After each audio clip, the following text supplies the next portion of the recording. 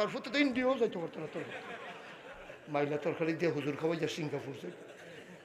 মুরগি দেবো কর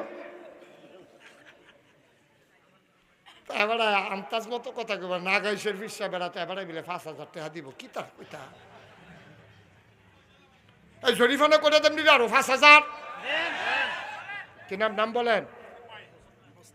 মুসলিম ভাইয়ে 5,000 কইছিল